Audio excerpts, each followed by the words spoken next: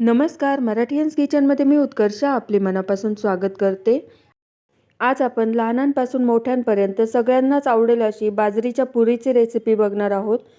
या पुऱ्या खूप सोप्या पद्धतीने आपल्याला झटपट करता तर येतातच, पण या जास्त तेलही पीत नाही आणि खायलाही खूप खमंग लागतात। तुम्ही पाहू शकता या पुऱ्या एकदम मस्त फुगलेल्या आहेत आणि याचा तुम्ही आवाजही ऐकू शकता। या पुऱ्या 2 ते 3 दिवस एकदम मस्त टिकतात। तुम्ही पण ही रेसिपी नक्की ट्राय करा आणि तुम्ही माझ्या चॅनलवर म्हणजेच मराठीयन्स किचन चॅनलवर नवीन असाल तर मराठीयन्स किचन चॅनलला सबस्क्राइब जरूर करा। चला तर मग आपल्या आजच्या या सुपर टेस्टी रेसिपीला सुरुवात करूया। सगळ्यात आधी इथे मी मिक्सरच्या भांड्यामध्ये 1 चमचा जिरे, 1 चमचा धने, 1 चमचा ओवा, 10 ते 12 लसणाच्या पाकळ्या घ्यायच्या आहेत,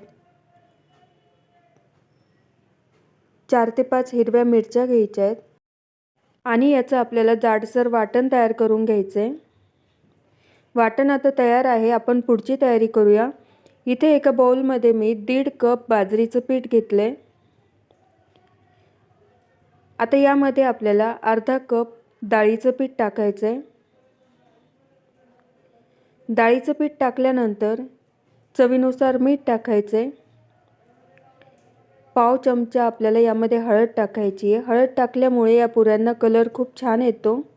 यामध्ये हिंग टाकायचं आहे पाव चमचा आणि 1 चमचा यामध्ये पांढरे तीळ टाकायचे आहेत। तीळ टाकल्यानंतर यामध्ये 1.5 टेबलस्पून आपल्याला इथे तेल टाकायचं आहे।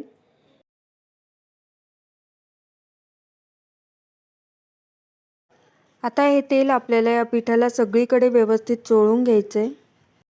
त्यामुळे या पुऱ्या खुसखुशीत आणि कमी तेलकट होतात। या पुऱ्या तुम्ही प्रवासालाही नेऊ शकतात। प्रवासामध्ये या 2 ते 3 दिवस छान टिकतात। तेल या पिठात एकदम व्यवस्थित मिक्स करून झालंय। आता यामध्ये आपण वाटण तयार केले होतं ते यामध्ये टाकायचे। वाटण टाकल्यानंतर यामध्ये आपल्याला भरपूर कोथिंबीर टाकायची। कोथिंबीरीमुळे या पुऱ्यांची चव खूप छान लागते। आता ही कोथिंबीर आपल्याला या पिठात मिक्स करून घ्यायची आहे।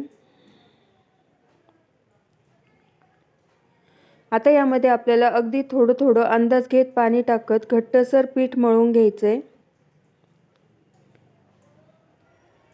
खूप जास्त पण पाणी टाकायचं नाही, आपल्याला हे पीठ घट्टसरच लागणार आहे।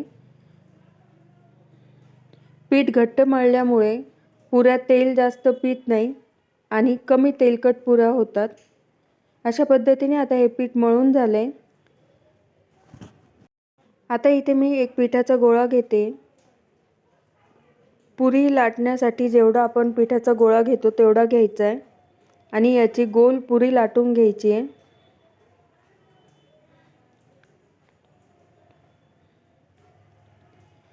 आता इथे मी एक वाटी घेतली आहे। वाटीच्या साहाय्याने मी या पुरीला गोल आकारात एकदम कट करून घेणार आहे। अशा पद्धतीने आता ही पुरी तयार आहे। याच पद्धतीने सगळ्या पुऱ्या आपल्याला करून घ्यायच्या आहेत। इथे मी सगळ्या पुऱ्या तयार करून घेतल्या आहेत। आता आपण पुढची तयारी करूया।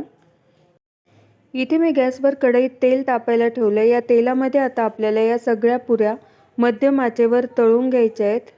अशा पद्धतीने वरच्या साइडनीही तेल टाकायचं आहे म्हणजे पुरी छान फुगते। या पुऱ्या टोमॅटो सॉस बरोबर खूपच छान लागतात।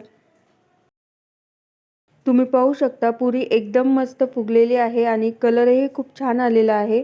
अशाच पद्धतीने आपल्याला आता सगळ्या पुऱ्या तळून घ्यायच्या आहेत। अशा पद्धतीने तयार आहे सुपर टेस्टी बाजरीची पुरी। तुम्ही पण ही रेसिपी नक्की ट्राय करून पहा आणि तुम्हाला जर हा व्हिडिओ आवडला असेल तर लाईक करा, शेअर करा आणि मराठीयन्स किचन चॅनलला सबस्क्राइब करा।